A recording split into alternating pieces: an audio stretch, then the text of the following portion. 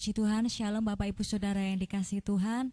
Mari sebelum kita mulai ibadah di hari pertama ini, mari bersama-sama kita berdoa. Bapa, kami mengucap syukur untuk setiap pemeliharaan-Mu di dalam hari-hari kami Bapa, sehingga kami boleh Tuhan Yesus datang kembali ke hadirat-Mu Bapa, membawa persembahan yang terbaik Tuhan, membawa setiap hati kami yang haus akan Engkau Bapa. Memberkati setiap kami, hadirat-Mu ada di tempat kami Tuhan, dimanapun kami berada kami boleh rasakan lawatan-Mu yang ajaib. Terima kasih Bapa, kami menyerahkan seluruhnya dalam tangan kuasa-Mu ibadah hari ini. Tuhan Yesus yang bekerja, Tuhan Yesus yang memberkati kami semua. Hanya dalam nama-Mu Bapa kami siap memuji dan menyembah Engkau. Dalam nama-Mu Yesus kami berdoa dan mengucap syukur. Haleluya. Amin. Haleluya Yesus. Engkau satu-satunya penolong dalam hidup kami Tuhan. Kami mau taruh setiap harapan kami Engkau Bapa. Sebab hanya Engkau satu-satunya pengharapan kami Tuhan.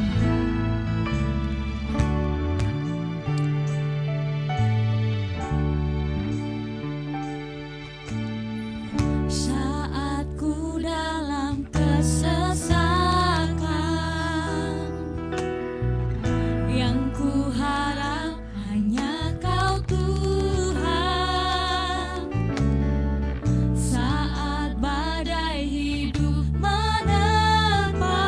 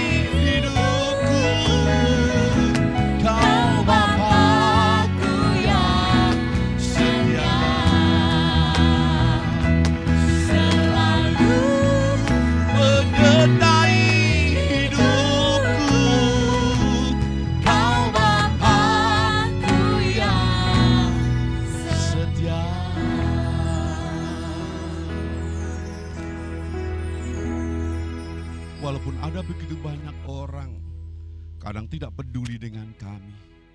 Ada begitu banyak yang kadang-kadang kami datang untuk minta pertolongan. Tatkala mereka senang, kami diterima. Tetapi tatkala mereka tidak senang, kami ditolak. Tetapi Engkau setia ya Bapakku. Ada begitu banyak hal yang kami alami dan Engkau memberikan segala sesuatunya itu Tuhan. Terima kasih Bapa Surgawi. Engkaulah kekuatan kami. Engkaulah penghibur kami, Engkaulah penolong kami, dan Engkau harapan kami. Terima kasih Bapa Surgawi. Hari ini Tuhan kami mau Engkau berbicara lebih lagi dalam kehidupan kami. Kami mau bersama dengan Engkau, sebab di dalam Engkau kami mengalami sesuatu yang baru. Terima kasih Bapa Surgawi dalam nama Tuhan Yesus Kristus. Haleluya. Amin. Salam Bapak Ibu. Saudara kekasih di dalam nama Tuhan Yesus Kristus, hari ini kita lanjut dengan 10 hari untuk kita memperingati pencurahan Roh Kudus. Tema yang kita hari ini mau bicarakan adalah iman sebagai dasar orang Kristen. Mari kita akan baca lebih dahulu di dalam 1 Korintus pasal yang ketiga ayat 10 sampai ayat yang ke-11. 1 Korintus 3 ayat 10 sampai 11. Sesuai dengan kasih karunia Allah yang dianugerahkan kepadaku, aku sebagai seorang ahli bangunan yang cakap telah meletakkan dasar dan orang lain membangun terus di atasnya. Tetapi tiap-tiap orang harus memperhatikan bagaimana ia harus membangun di atasnya, karena tidak ada seorang pun yang dapat meletakkan dasar lain daripada dasar yang telah diletakkan, yaitu Yesus Kristus. Terima kasih. Saudara kekasih di dalam nama Tuhan Yesus Kristus. Di dalam bacaan ini, Rasul Paulus sedang menyetarakan atau menyamakan keberadaan orang Kristen, orang percaya, gereja Tuhan sebagai sebuah bangunan yang sedang dibangun. Dan di situ dikatakan di mana sang pemilik bangunannya adalah Allah Bapa sendiri. Sedangkan Paulus sendiri bertindak sebagai seorang ahli bangunan. Nah, seorang ahli bangunan di dalam bahasa Yunaninya ada di situ adalah arketeknon. Nah, arketeknon itu bertugas bukan hanya sekedar merancang bentuk sebuah bangunan agar nampak indah dari luarnya saja, namun dia harus bertugas memilih bahan-bahan material apa saja yang akan digunakan untuk mendirikan bangunan tersebut, termasuk meletakkan bahan yang benar untuk bagian yang paling dasar. Bapak, Ibu, dan saudara kekasih di dalam nama Tuhan Kristus, tujuan itu semua adalah agar setelah dia meletakkan dasar yang benar itu di paling bawahnya, yaitu jemaat dapat terus membangun di atasnya. Kalau di dasar itu sudah kuat, sudah baik, maka harapannya adalah ada bangunan yang dibangun ke atasnya itu adalah baik. Bapak, Ibu, dan saudara, beda ceritanya. Kalau dasar yang ada, fondasi yang ada itu tidak baik, rapuh, maka setinggi apapun dan sehebat apapun bangunan yang ditata di atasnya itu akan mengalami apa yang dikatakan dengan hancur atau roboh. Saudara, di dalam gambar yang saya tunjukkan di situ ada 2 bangunan. Yang satu kokoh karena apa? Fondasinya itu adalah kokoh baik. Tetapi satunya itu fondasinya adalah rapuh. Saudara, berjalannya dengan waktu mereka membangun itu bersama-sama, tetapi fondasi itu akan menjadikan dasar yang sangat membedakan. Bapak, Ibu, dan saudara kekasih di dalam nama Tuhan Yesus Kristus, hal yang sama saudara. Tuhan Yesus pernah berkata di dalam Matius 16 ayat 18. Engkau adalah Petrus dan di atas batu karang ini aku akan mendirikan jemaat mautku, dan alam maut tidak akan menguasainya. Nah, saudara kekasih, di dalam nama Tuhan Kristus, Tuhan menekankan bahwa jemaat yang didirikannya itu haruslah berada di batu karang yang kuat, sehingga alam maut tidak akan menguasainya. Dan dasar batu karang yang teguh, yang kuat, yang dimaksudkan itu adalah Tuhan Yesus sendiri. Artinya Bapak Ibu, keberadaan suatu jemaat Tuhan haruslah didirikan di atas kehendak dan kebenarannya sendiri. Dan dibangun dengan menggunakan bahan dan caranya Tuhan Yesus sendiri. Sehingga akan tercapai apa yang menjadi tujuan Allah yang diinginkan. Dengan keberadaan jemaat yang sedemikian itu, maka itulah yang dipastikan bahwa alam maut tidak akan bisa menguasainya. Inilah pesan yang menjadi pesan Tuhan. Firman Allah bagi kita orang percaya. Bahwa segala bentuk tantangan dan masalah apapun yang mungkin menjadi bagian dalam kehidupan kita. Tetapi tatkala ada dasar yang kuat, yaitu Yesus Kristus sendiri itu, maka apapun yang terjadi tidak akan pernah alam maut bisa menguasai.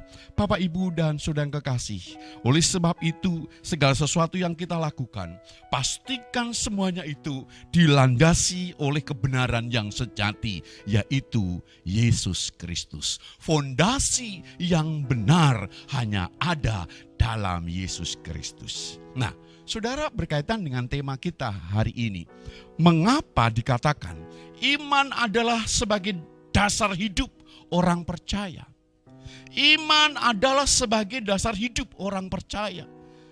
Karena saudara, saya akan membagikan beberapa hal mengapa iman sebagai dasar daripada hidup orang Kristen, orang percaya.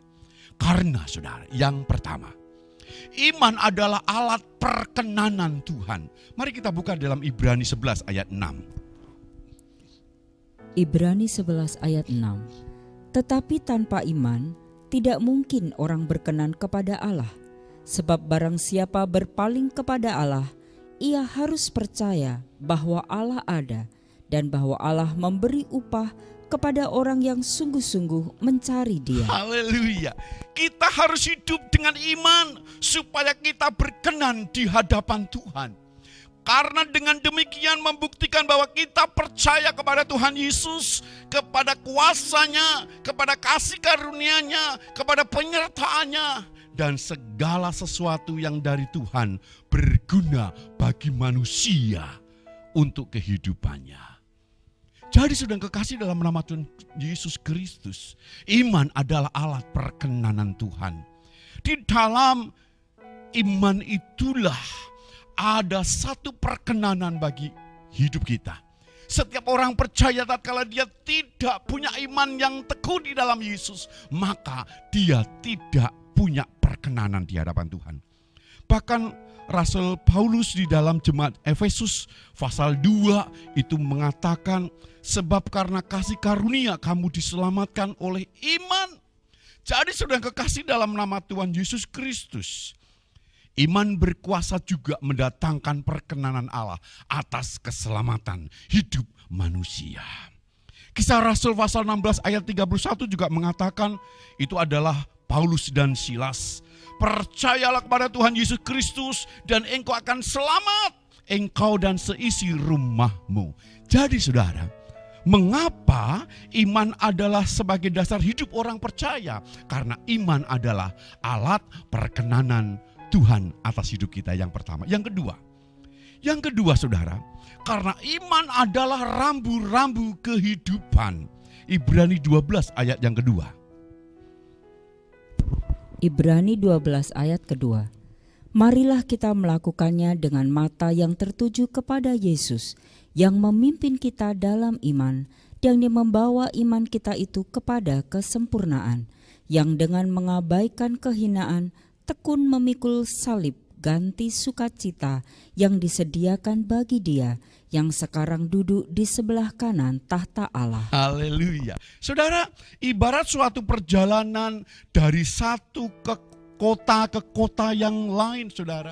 Di sepanjang perjalanan kita akan bertemu dengan banyaknya rambu-rambu. Baik rambu-rambu petunjuk, rambu-rambu peringatan, rambu-rambu larangan, rambu-rambu. Semua itu akan memandu kita menuju dalam sebuah kota yang dituju.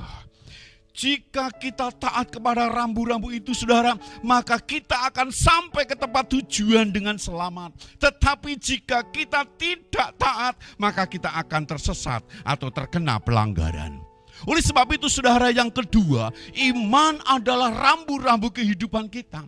Berapa banyak orang Kristen, orang percaya tidak punya iman, maka hidupnya selalu nyasar dan bahkan nekat dengan rambu-rambu yang ada. Dan akhirnya dia tersesat dan dalam pelanggaran.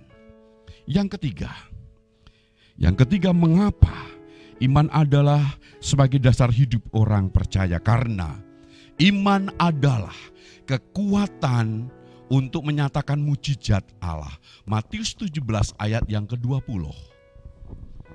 Tuhan Yesus bersabda bahwa barang siapa memiliki iman sebiji sesawi, ia akan dapat membinakan gunung. Disambung Yakobus 5 ayat 15. Dan doa yang lahir dari iman akan menyelamatkan orang sakit itu, dan Tuhan akan membangunkan dia. Dan jika ia telah berbuat dosa, maka dosanya itu akan diampuni. Haleluya. Iman adalah kekuatan untuk menyatakan mujizat Allah. Bapak, Ibu, dan saudaraku, di dalam Matius 8 ayat 5 sampai ayat 13, itu adalah pernyataan iman di mana dia benar-benar ada kekuatan yang menyatakan Allah menyatakan mujizatnya. Itu adalah cerita tentang perwira Kapernaum. Saudara, di dalam kehidupan seorang perwira dari Kapernaum ini luar biasa, yang dia mampu memanifestasikan kuasa Tuhan atas hidupnya. Kalau kita lihat di dalam ayat 5 dan 6, itu adalah kasihnya kepada hambanya. Dia punya perhatian yang luar biasa. Ayat 8 itu sikap percaya yang penuh kepada Tuhan Yesus Kristus. Dan ayat 9, dia punya kerendahan hati yang luar biasa. Dan di dalam ayat yang 10, iman seperti itulah yang mendatangkan pujian di hadapan Allah. Lalu apa yang terjadi, saudara? Baru kuasa iman yang sedemikian besar itu nampak dan terimpartasi, yaitu kesembuhan. Jadi Bapak, Ibu, dan saudara kekasih dalam nama Tuhan Kristus, berapa banyak orang-orang Kristen, dia punya ikatan-ikatan yang tidak pernah terlepas. Dia punya banyak sakit penyakit, dia punya problematik yang begitu luar biasa, gak pernah lepas. Karena apa? Dia tidak punya iman yang begitu kuat untuk menyatakan kuasa mujizatnya Allah. Yang keempat adalah mengapa iman adalah sebagai dasar hidup orang percaya? Karena dengan iman, yang keempat, dengan iman kita berkuasa mengalahkan iblis. 1 Petrus pasal 5 ayat 8 dan 9. 1 Petrus 5 ayat 8 dan 9. Sadarlah dan berjaga-jagalah, lawanmu si iblis berjalan keliling sama seperti singa yang mengaum-aum dan mencari orang yang dapat ditelannya. Lawanlah dia dengan iman yang teguh, sebab kamu tahu bahwa semua saudaramu di seluruh dunia menanggung penderitaan yang sama. Haleluya. Bapak, Ibu, dan saudaraku, firman Allah mengatakan bahwa iblis senantiasa berjalan keliling dan mencari kesempatan untuk menelan kita semua. Dan bahkan firman Tuhan katakan lebih jelas lagi, supaya iblis harus kita lawan dengan iman yang teguh, supaya dia lari dari kehidupan kita. Jadi saudara, dengan iman kita berkuasa mengalahkan iblis. Berapa banyak orang Kristen kalah dengan iblis, dengan tipu dayanya. Tipu daya itu adalah sama persis seperti. Jadi iblis itu bisa dikalahkan dengan iman kita kepada Yesus Kristus. Yang kelima, Mengapa dikatakan iman adalah sebagai dasar hidup orang percaya? Yang kelima, dengan iman mampu bertahan dalam penderitaan. 1 Petrus pasal 1 ayat 3 sampai yang kelima.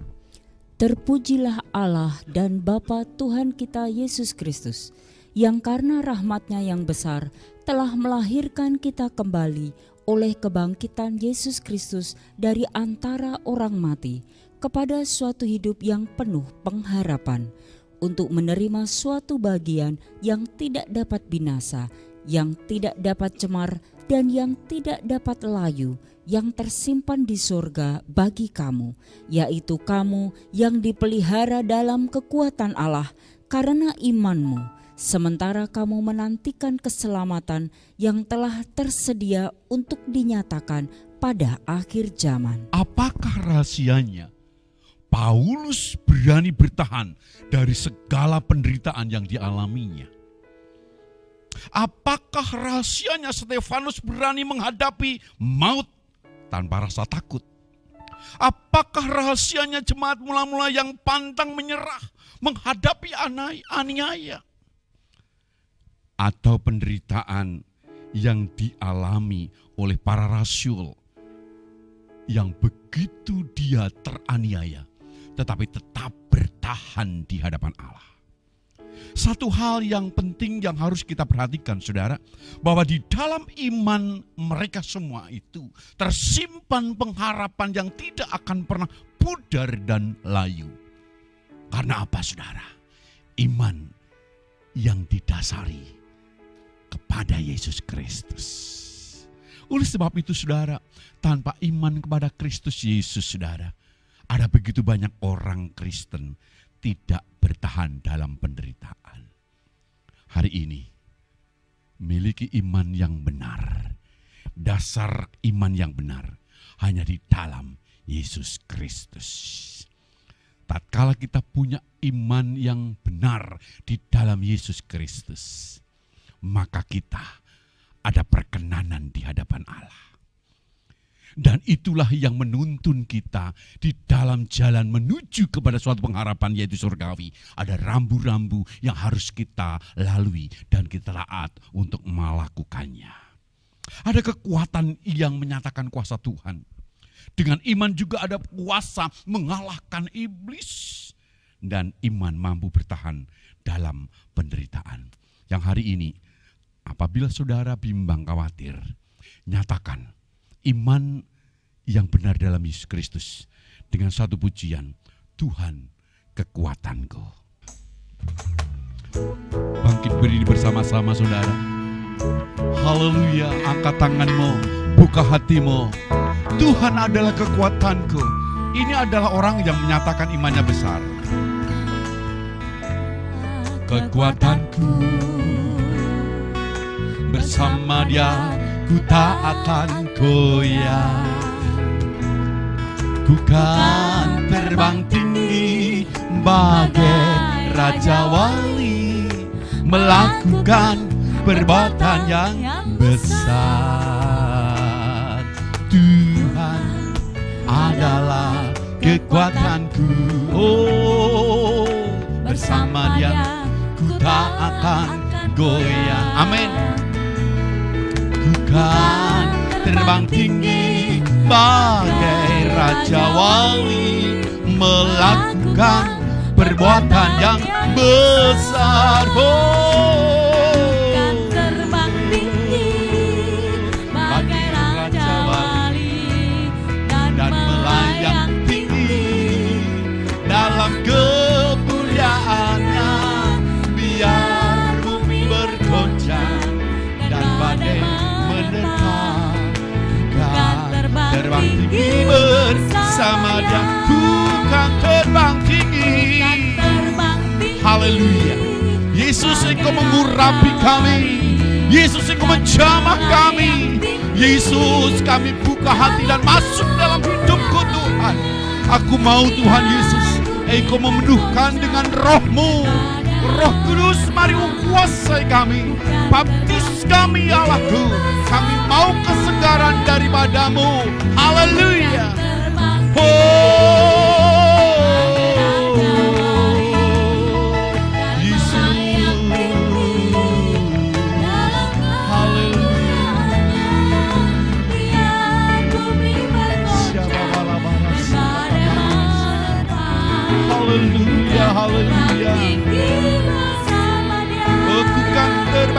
bersama Dia.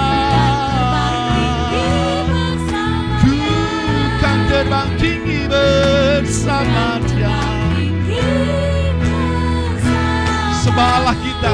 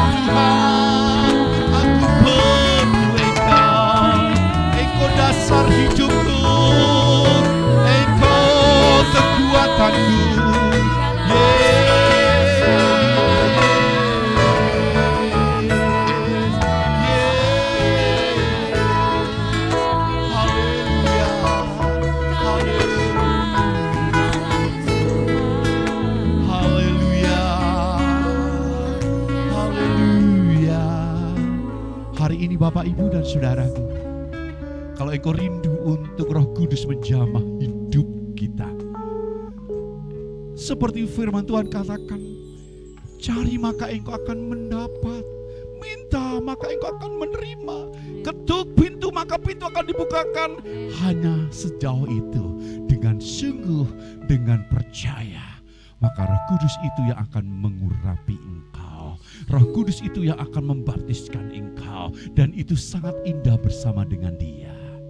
Terima kasih, terima kasih. Ya, haleluya, haleluya. Terima kasih Bapa. Terima kasih Tuhan Yesus. Kami sungguh bangga memiliki Allah pembaptis dengan Roh Kudus. Kami bangga memiliki Allah yang sangat peduli dan mengerti akan keberadaan kami. Kami butuh Engkau ya Allahku, bahwa kami terbang dengan kekuatan-Mu, bahwa kami terus terbang bersama dengan Engkau di gebak sayap-Mu Tuhan. Kami akan bersama-sama dengan Engkau mengatasi segala problem permasalahan kami. Kami kuat bersama dengan Engkau.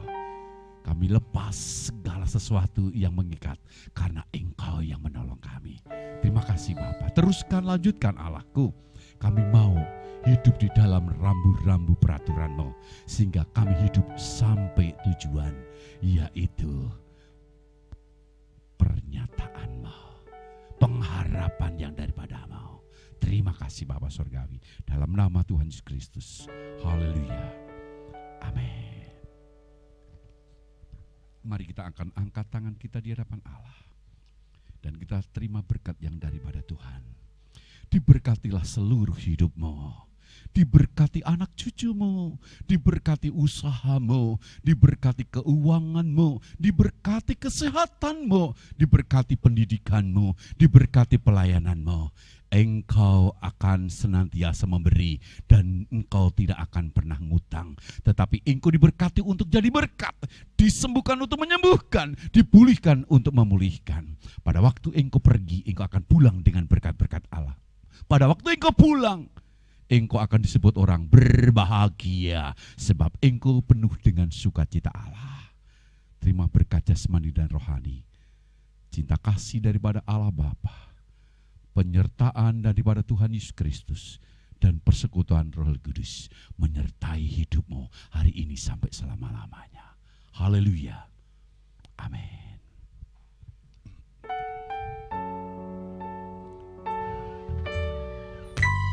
Haleluya. Biar Tuhan menjadi otoritas dalam hidup kita. Puji Tuhan, Tuhan dipermuliakan. Salam.